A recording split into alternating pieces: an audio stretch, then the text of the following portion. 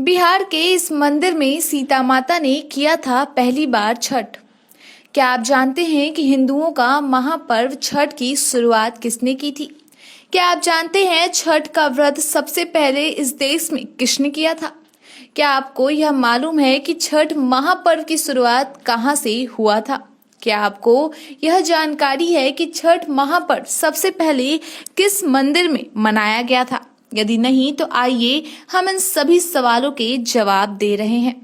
बिहार में छठ का पर्व बड़े ही धूमधाम से मनाया जाता है। छठ एक ऐसा महापर्व है जिसमें पवित्रता और शुद्धता का पग पग पर अत्यधिक ख्याल रखा जाता है। यह पर्व अब न केवल बिहार में बल्कि देश के कई अन्य राज्यों से लेकर विदेशों तक में मनाया जाने लगा है।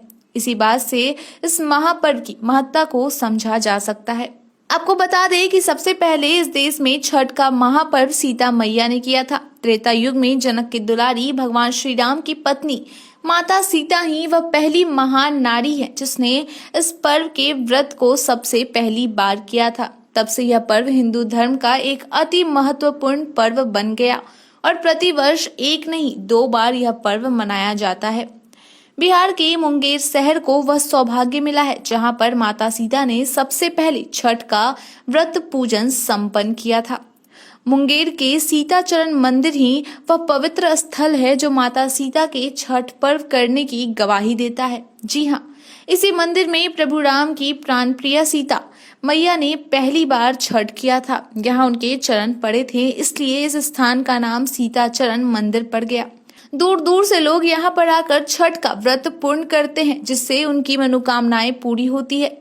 मुंगेर के गंगा तट पर स्थित इस मंदिर में माता सीता के चरण चिन्ह को आज भी देखा जा सकता है। वाल्मीकि रामायण को अगर ध्यान से पढ़ा जाए तो यह वर्णन मिलता है कि मुंगेर के इस मंदिर में जहाँ पर माँ सीता के चरण चिन्ह स्थापित है वहां पर रहकर माता ने लगातार 6 दिनों तक छठी मैया की पूजा अर्चना की थी। कहा ऐसा भी जाता है कि जब भगवान श्री राम ने 14 वर्षों के कठिन वनवास के बाद अयोध्या लौटे तो ऋषि मुनियों ने उन्हें रावण की हत्या के पाप से मुक्ति हेतु एक राजसूय यज्ञ करने को कहा था। किंतु जब इस यज्ञ में आने के लिए मुद्रुल ऋषि को निमंत्रण दिया गया तो उन्होंने भगवान राम को अपने ही आश्रम पर आने का आमंत्रण दिया। तब माता सीता के साथ प्रभु श्री राम मुद्रुल ऋषि के आश्रम पर आए जहां उन ऋषि जी ने उन्हें पूजा की विधि बताई थी। मुद्रुल ऋषि ने माता सीता को भगवान सूर्य की षष्ठी व्रत करने को कहा। माता सीता ने उनकी आज्ञा के अनुसार कार्तिक मास के शुक्ल पक्ष में षष्ठी तिथि को सूर्योपासना की थी। मुंगेर का यह मंदिर सीताचरण मंदिर के नाम से दूर दूर तक प्रसिद्ध है।